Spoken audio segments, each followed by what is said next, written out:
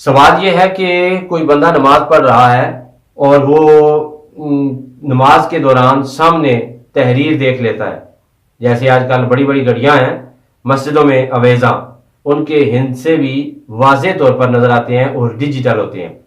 तो क्या नमाज के दौरान नमाजी सामने लिखी हुई तहरीर पढ़ ले, उसकी नमाज टूट जाएगी कि नहीं?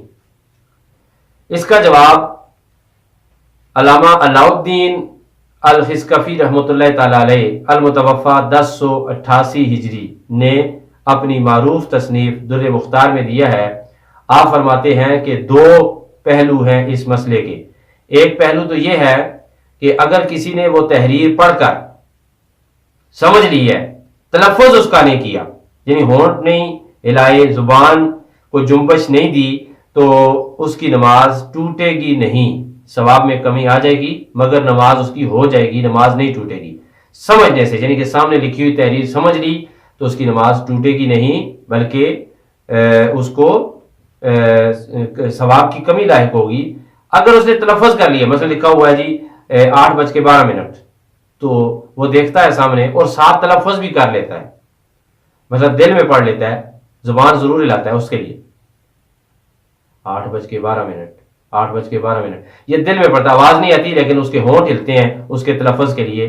तो अल्लामा अलाउद्दीन रहमतुल्लाह तआला अलैह फरमाते हैं कि उसकी नमाज टूट जाएगी। यानी ये मसला अच्छी तरह समझ लीजिए कि इसके दो पहलू हैं। नंबर एक कि आपने उस लिखी हुई तहरीर को देख कर समझ लिया है तो नमाज नहीं टूटेगी, उसको नहीं देखना चाहिए।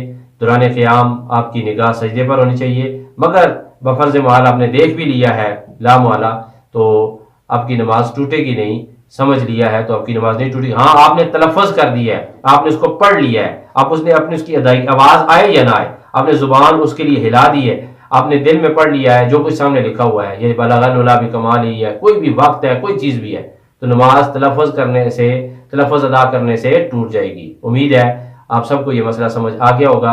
अल्लाह ताला हम सबको दीन मतीन का ज़ौक़, शौक़ और इल्म की तबलीग की तौफ़ीक़ अता फ़रमाए। वमा अलैना इल्लल बलाग।